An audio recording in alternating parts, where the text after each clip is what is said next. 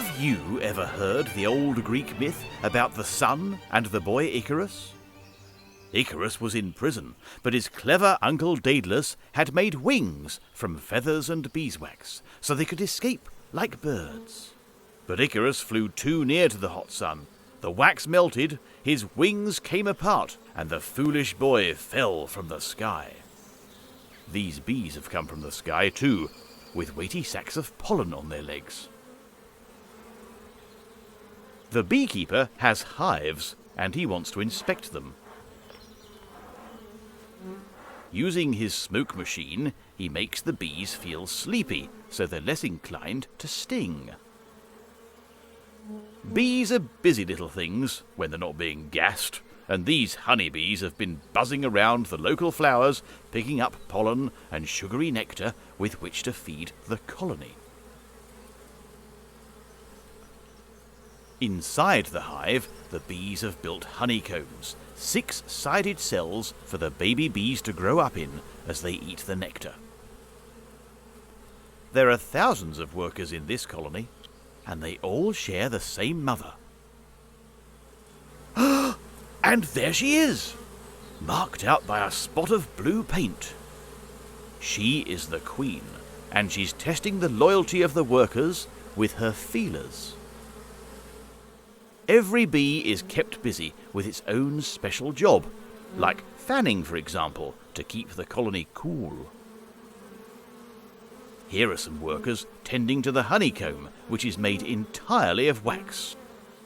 Bees fill the honeycomb with nectar by being sick into it.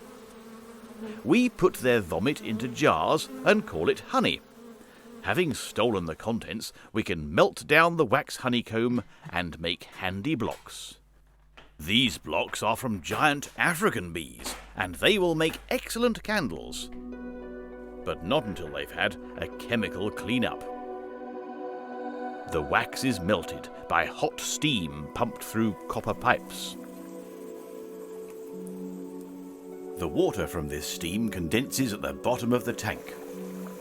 The bubbling wax is lighter than water and floats on top, but the dirt it carried was heavy and will sink down.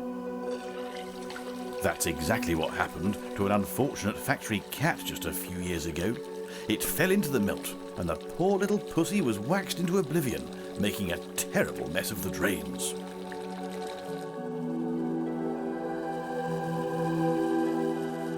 To finish the job off, we add something that you might easily think would make matters worse.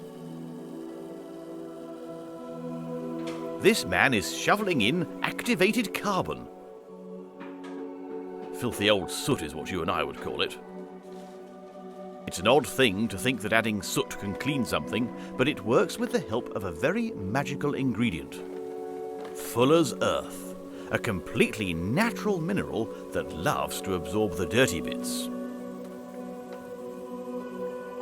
The impurities clump together, so when everything is pumped through a filter cloth, only the purified wax will emerge from the other side, looking absolutely superb.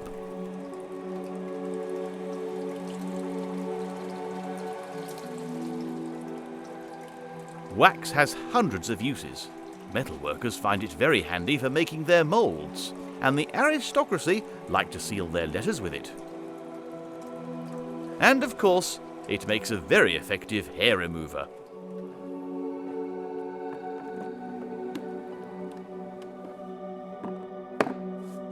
But there is one thing that wax is particularly famous for, which is why we've come here to the candle factory. At the heart of every candle, there is a stringy wick. Over and over, the wick loops around this great machine as it's carried under waxy waterfalls.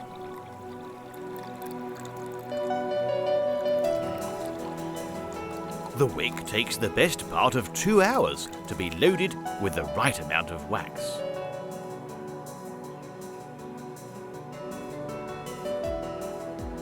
The water helps maintain the right temperature. Too hot and the wax wouldn't gather on the wick. Too cold and it would crack off.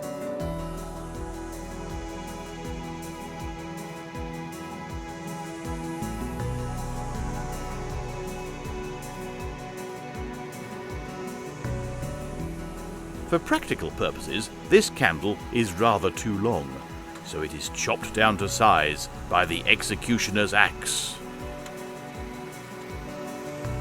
The candles are paired up here and share their next horror in couples. A relative of the common pencil sharpener shaves away the end of the sticks, revealing the wicks. This entire process mimics an ancient method whereby candle makers repeatedly dipped their wicks in and out of hot wax, growing larger with every immersion until a pleasing thickness was achieved. Another method is far more straightforward and requires little more than an old teapot. The wax here has been dyed red and is simply poured into a jar with the wick poking up from the bottom to make a lovely, fat candle. The variety of shapes and colours you can end up with is almost endless, and you can put them to all sorts of uses. I always think that there's no better way to get value from your burning wick than by treating the one you love to a romantic candlelit supper. How very civilized. Chocolate cake, fruit sorbet, intelligent conversation, and here come the drinks. So let's raise our glasses to the hard work of the honey bees and their dear old queen.